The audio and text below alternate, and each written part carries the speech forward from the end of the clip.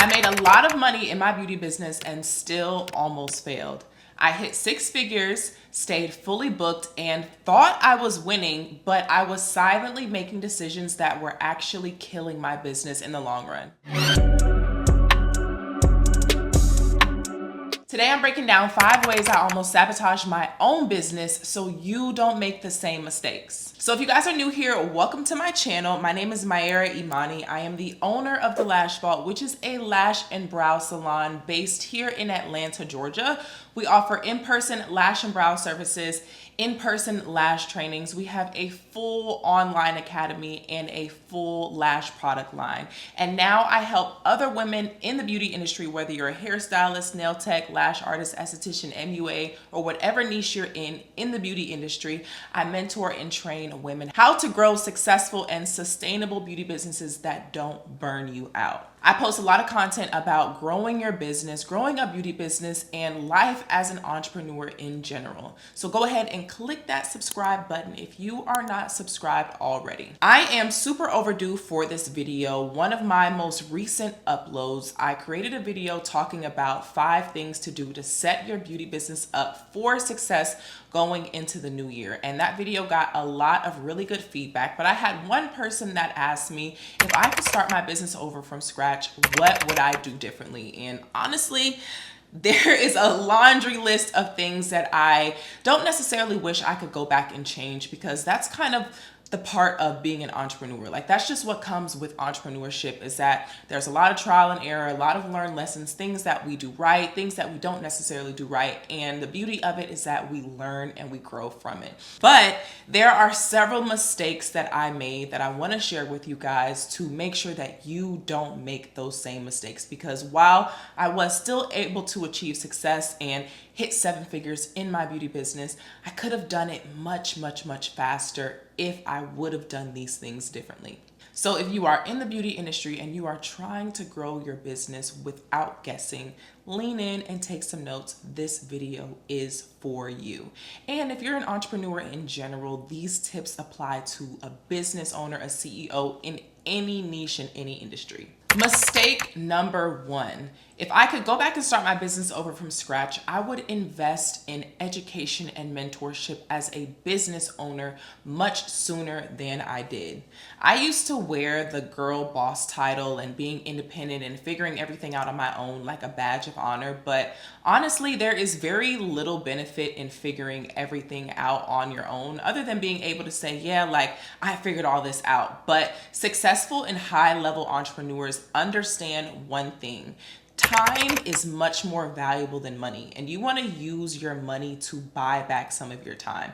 And I made a lot of mistakes that cost me money, of course, but most importantly, they cost me a lot of time. I'm spending months to years trying to figure out a strategy to be able to grow my business when I could simply pay someone who's already done it or is currently doing it to teach me how to do it within my own business. The thing is we wait too long because we're trying to figure things out on our own. And it's not to say that you can't, but you really don't have to. There are so many course creators and mentors, and you do need to be diligent with doing your research and making sure that you're investing in the right course or mentorship or training or whatever it is for you. But even if you don't learn a million things from that one experience, there's probably going to be at least 2 to 3 pieces that you can really take and understand from that to be able to apply it to your own business. And the thing that we have to understand as entrepreneurs and business owners is, number 1, it does take a lot of courage, and it takes a lot of maturity to be able to say, like, I actually don't know exactly what I'm doing. And a lot of entrepreneurs don't have that in them. They have that ego feeling of trying to figure it out and do everything by themselves. And if you want to be smart and successful, you are going to pay to play. You're going to pay down the ignorance tax, because here's the thing: you can be as smart as you want to be. You could have gone to college and learned all the strategies and, went to class and got straight A's and go to all the business events and things like that. But you literally just don't know what what you don't know. And that is okay to say that, right? Like, the smartest person in the room knows that they don't know everything, but only a fool thinks that they know it all. And so what I started to do as I accumulated a little bit more money and I started generating more income, and I kind of hit a ceiling in my business, right? Like, I hit 6 figures and I didn't exactly know what to do to get to 7. Like, I knew I was trying to grow. I knew I didn't want to only be offering services. I knew I didn't want to burn myself out, and I'm trying new things in order to just kind of like see what actually sticks. And I could have just had somebody else tell me what to do. And so I got to a certain point where I simply hit a ceiling and I said to myself, like, honestly, I don't know what to do. I really have no idea what to do. And so I started saving a little bit more money. I started reinvesting my money into my business, and I paid for a mentor. And that was one of the best decisions I could have ever made for my business. And she opened up my mind to so many things that I literally just didn't even think about. And the responses that she gave me and the strategies that she told me and some of the steps that she told me to take came to her so easily. And not only did they come to her easily, I applied them and they actually worked. These strategies worked for me. And literally, I saw my business revenue double after just simply paying for help. And so I stopped looking at courses and mentorships. I stopped looking at those things as expenses, and I started looking at them as investments in my business. So instead of me saying, okay, I'm about to have to spend this money, I started saying, once I spend this money, what return can I expect? What return am I expecting? And when you operate like that, you move with a different strategy. So you're not just spending money in order to spend money. You're spending money with the expectation of making something back. And so when you spend that money, you say to yourself, I want this investment to double my business revenue, triple my business revenue. And that helps you to make sure that you're investing in the right place and that you're actually applying the strategies from what you have learned from this person, this course, this mentorship, whatever. And I understand everybody is saying, oh my gosh, mentorships are a scam and courses are a scam and all this stuff is a scam. But the real scam is being in the same place that you were in last year because you are too scared to ask and to pay for help. And another point with that is you have to make sure that you are in the right rooms with people that you can even ask them for help. If you never know where to go, if none of your friends are business owners, if you are always the smartest person in the room, it is going to be extremely difficult to actually grow because you can only grow to what you're exposed to. And so I started being very intentional with where I was spending my time, where I was leisuring, who I was talking to, the conversations that I was having. And as soon as I did that, it literally opened my mind up to what was possible for me. I hit my first 6 figures and I was so excited. I'm like, oh my gosh, nobody around me is doing this. This is great. This is amazing. And then I started being more intentional about the rooms that I'm going into. And I'm seeing these people tell me that they're making 6 figures in a day, in a week, in a month. And I'm like, oh my gosh, I didn't even know that this stuff was possible. But as soon as I learned that it was, I now set my goals higher and I set my goals bigger. And that is exactly how I was able to hit 7 figures as an entrepreneur in the beauty industry. When you try to figure everything out on your own, you are not saving money, you are delaying your momentum.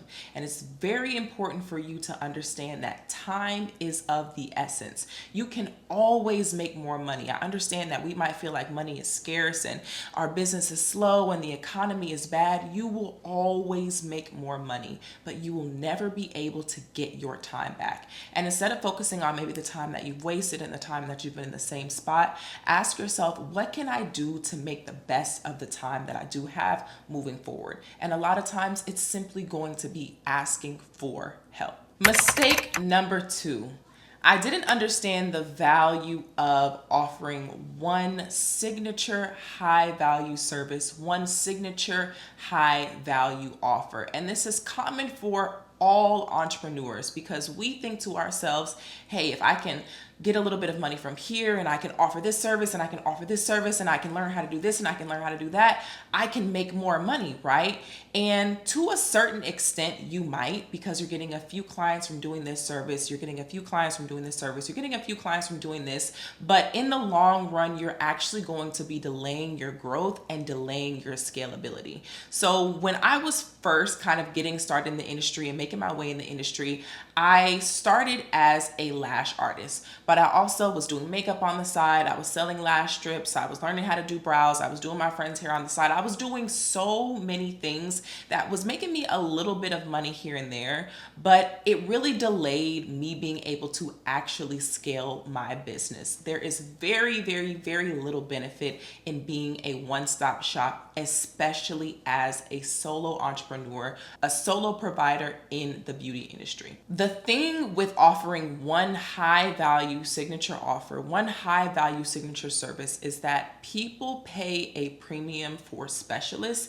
They do not pay a premium for generalists. And so I noticed that people who do offer everything have a really hard time charging their worth, charging market standard prices, and actually trying to raise their price because nobody actually trusts them to be the expert, because it's impossible. You are doing everything. A jack of all trades is really a master of none, especially in the beauty industry. So when I finally made the decision to focus only on lash extensions, to hone in on my niche, to focus on becoming the best lash artist I could be, pouring all of my content into posting good, educational, high value content as a lash artist, building my clientele as a lash artist, it was so much easier for me to scale and to grow my business because people trusted me as the expert for lash extensions. And this is super important when you're trying to diversify and get into other income streams, especially education. People want to go to the expert in that lane. They don't want to go to the person who does every single thing on the menu. This is one of the most common mistakes that I see with girls and guys in the beauty industry. Also, when you are known for one thing, your marketing becomes so much easier. You don't have to try to split your content throughout the week, posting 4 different services and 4 different offers. You just have to focus on one. When you focus on posting that one service that you do, that you offer, the reviews about that service that you offer, what you use to do that service that you offer, people begin to ask you for other things. This is exactly how it happened for me. So I focused on becoming known as a master lash artist. People saw that I was constantly booked. They saw my content. They saw me posting educational content, and they started asking me for trainings. So I didn't have to launch a training academy and try to learn how to get people and clients and students in the door. People were literally asking me to teach them. And when you build that demand, it is so much easier for you to grow and scale. And it's also much easier for you to be able to charge a price that actually feels worth it to you because the demand is already there. I don't compete with pricing. I am not competing to be the lowest price in the market. I know that I offer a premium service and clients are willing to pay for that service. My students are willing to pay for that service because I spent the time mastering my craft and mastering my skill and becoming good at one thing. So my advice to you guys is to focus and decide to yourself, what are you going to be the most known for? And within that niche, within that service, within that offer, what makes you different? What makes you stand out from everybody else in the industry? Having depth made me more money than Virality ever would have. Mistake number 3, I would have started clearly tracking my finances much sooner. In my 3rd year as lash artist, I made $250,000 and my profit was so low because I had no idea where the money was going and where it was coming from. $250,000 and I barely profited the money the way that I should have. The thing about money is you cannot grow what you don't track. So if you are trying to make more money, you need to be clearly tracking the money that is coming in and that's going out. I don't just mean you offered 5 services this week, which comes to about $500, and you paid rent, so you made X amount of dollars. I mean, tracking every single dollar that comes in and out of your business is so important because it is so easy for money to start to slip through the cracks. And if you are just getting started in business, or you feel like your business isn't growing the way you want it to, or you're not making enough money, this is actually the perfect time for you to start tracking your finances, because it's easier to do it on a smaller scale than it is to try to learn and double back and do it when your business is hitting these 6 figures and 7 figures that you're working towards. This is especially important in service-based businesses, especially service-based businesses in the beauty industry, because we are known for having higher overhead. The average salon makes about 8 to 15% in profit at the end of the year. And those numbers are extremely low. But if you can begin to track your finances much sooner, you can find that you can have a much higher profit margin than that 8 to 10%, because that can be super discouraging at the end of the year. You've done all this work, you've taken all these clients, you ran yourself to the ground, and you're only profiting like 8 to 10% every single year. And so once I got a really good hold and grip and just started tracking my finances down to the cent and to the penny, my profits literally tripled. And at that point, I was more focused on generating revenue and profiting that revenue than just trying to hit these astronomically high numbers, and my overhead was out the water. This is a thing, it's like, right now in this age of social media, everybody wants to post their numbers and talk about they made this and they made that, and I hit this number and I hit 6 figures and 7 figures and we're making 20K a month, whatever the case is. Revenue is great, but profit is what is actually going to change your life and help you to be able to grow. When I stopped focusing on just the number, the revenue that was coming in, and started focusing on my profit, that's when I noticed I had money left over to reinvest in my business. I could hire staff. I didn't have to overly raise my prices and pass on all these expenses to my clients and prevent them from wanting to be able to book and to come back, because I had a very clear understanding of my finances. I can tell you down to the cent how much it costs for us to acquire a customer and for us to actually service a customer. And this helps you to be able to make very informed decisions about your business. I can charge a certain price for my services because I know how much I'm paying for my services. I know how much I can discount. If I decide I want to run a special, I understand how much that special is actually hurting me, depending on how much it's going to cost for me to acquire a new client or how many new clients I get from that. And so if you don't know your numbers, you do not know your business. There is no point in making money if you don't know how to keep it. Especially as an entrepreneur, you could just go get a job. And there's nothing wrong with having a job, but if you're a business owner, the point of having a business is to make money from the business. Mistake number 4, I was chasing virality instead of conversions with my content. Right now, everybody is talking about how to go viral, how to get millions of views, tens of thousands of views. And it's not to say that virality isn't important for your business, but virality does not always mean more money. Virality does not always mean you're actually connecting with the audience that is going to book or buy or sign up for something with you within your business. And so when I stopped focusing on creating viral content, I noticed a small gap in growth in my social media profiles, but I noticed a higher amount of conversions that I was getting from my clients, because you can get tens of thousands of views because the content is funny, because it's relatable, because people chuckle at it and they share it, whatever the case is, but that doesn't mean that it's encouraging anybody to actually book, buy, or sign up. And so I like viral content because it does bring more eyes to your business, which is important.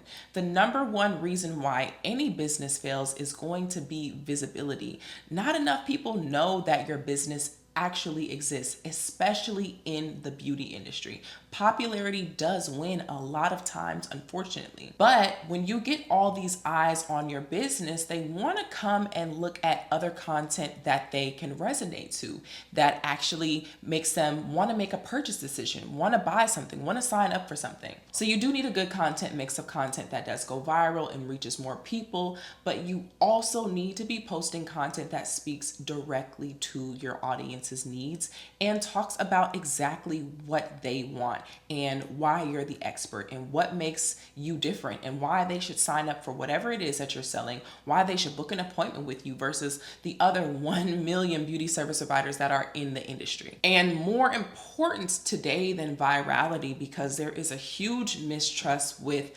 customers and consumers in the beauty industry is actually building trust. When somebody comes to your profile, do they trust you enough to actually make the decision to book with you? This is something that is completely different than how content used to be back in 2020, 2021, even 2022 and 2023. People would just go look at your content and say, I want to book an appointment and book with them. But because there is so much mistrust in the industry and there are all these pieces of content that are going viral of poor hair experiences and hair horror stories and lash horror stories, all these horror stories, people need to see more than just cute pictures to actually decide to book with you. You need to be posting educational content that shows your audience that you actually know what you're talking about, that you're actually going to make sure that their experience is good for them. Not that it just looks good, but that's going to not damage their hair, not damage their lashes, not damage their nails. These are things that people want to see. They want to see a little bit of the behind the scenes. Are you clean?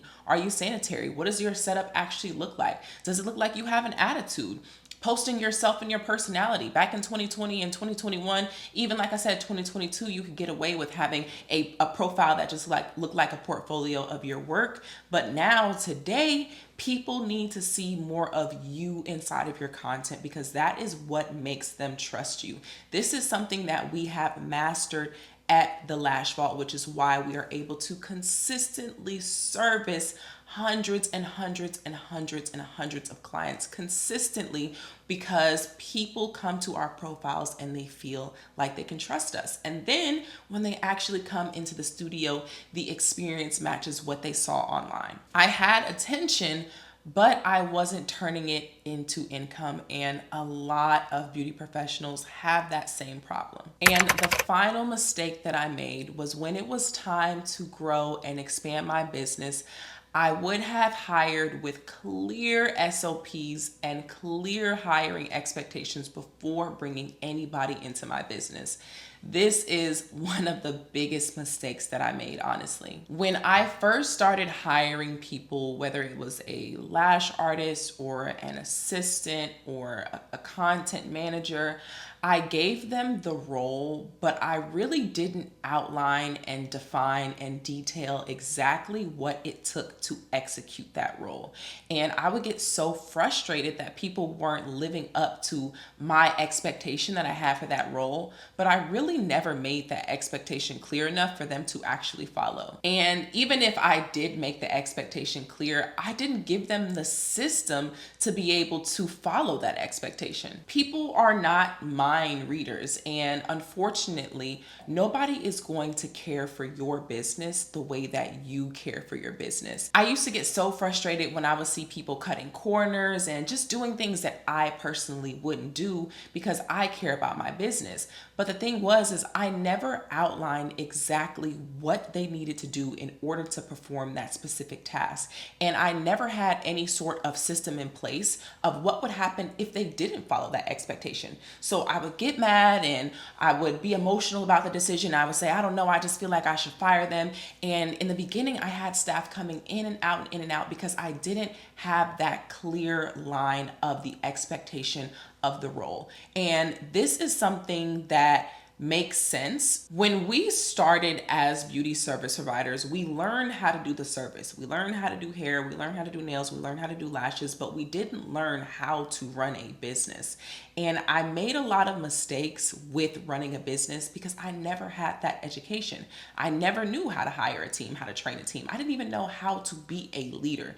That was something that I had to learn. Now, at this point, before anyone enters my business, I already have very clear standard operating procedures laid out. If a lash artist is coming into my business, they know how to do a lash bath, they know how to do a fill, they know how to do a removal, they know how to check a client out, they know what a consultation looks like.